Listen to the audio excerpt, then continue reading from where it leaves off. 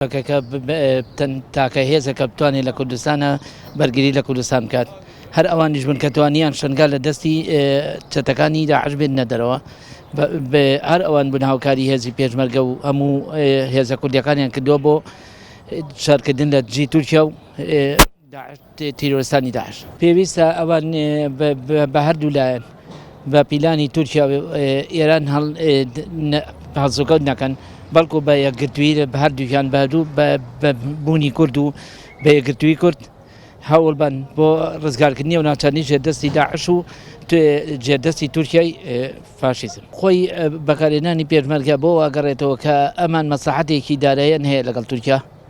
هۆکارەکەی ئەوەیە ئەوان بە هەوڵی بە بڕیاری تورکیا ڕێکەوتن بە ڕێکەوتن لەگەڵ تورکیا کە پێشمەرگە بخەنە حاڵەتێکەوە لەگەڵ کوردی لەگەڵ پەکەکە شەڕ بکات کە کورد لەگەڵ کووردا شەڕ بکات. ئەمە بۆ ئەوەیە کە بینی کورد تێک بن دۆزی کورد بەرەو نەمان بچێت. پێمانەوەیە کە پێشمەرگە بێلایەن بێت. پێشمەرگە پارێزەری خەڵکە نەک پارێزەری حیزب. پێویستە بە گوێی تورکیا وێران نەکات بە بڕیاری تورکیا وێران نەوەستێتەوە هاوکاری گەریلاکانی پەکەکە بکات بۆ دەرکردنی سوپای تورکیا لە هەرێمی کوردستان. ئەم دوو هێزە بدەوێت و نەدەوێت دوو هێزێکن لە ئەساسەوە کە دروست بوون بۆ دیفاعکردن لە مافی میلەتی کورد دروست بوون. بەس بەداخەوە ئیستا هەندێک کەس هەیە ئەم هێزانە بۆ مەرامی خۆی لە پێناوی مەسلحەتی خۆیان بەکارهێنێت. بەڵێ لەوانەیە ئیستا حکومەتی هەرێمی کوردستان هێزێکی نابەرامبەر بێ بەرامبەر بە دەوڵەتی تورکیا کە هجوومانە کاتە سەر هەرێمی کوردستان.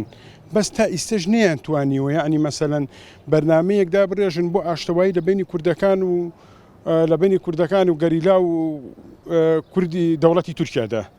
جا پێویستە لەم کاتا ئینسان ئەگەر نەتوانێت دیفاع لە میلەتەکەی خۆیکە بێدەن دانیشێت هەڵبات خیانەتیش نەکات. ئەو نیزانە ئەگەر تۆ سەیریکەی هەر لە دەوڵەتی لە زمانی ئیماراتەکانەوە لە قەدیمەوە گەسەری مێژووی کوردکەی هەندێک خەڵک هەبووە لە پێناوی مانەوە و دەسەڵاتی خۆیان چەند هێزێکی بەکار هێناوە.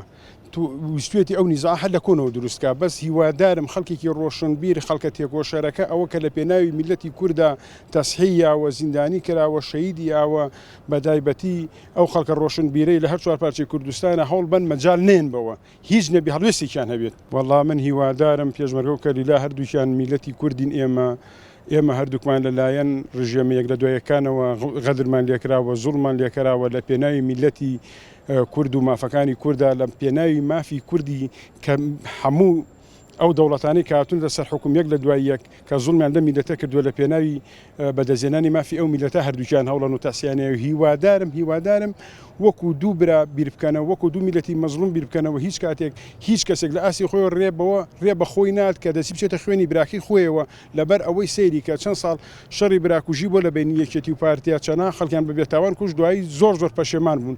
ئەمانیش هەشت تاوانێ بکەن هەشت تێ بکەن دوای پەشێمانی بە دەردیان ناخوا هەر ڕوڕەشی و خەجاڵەتی بۆ ئەوانە مێنێتەوە کە دەست درێژیە کاتە سەر براکانی خۆی.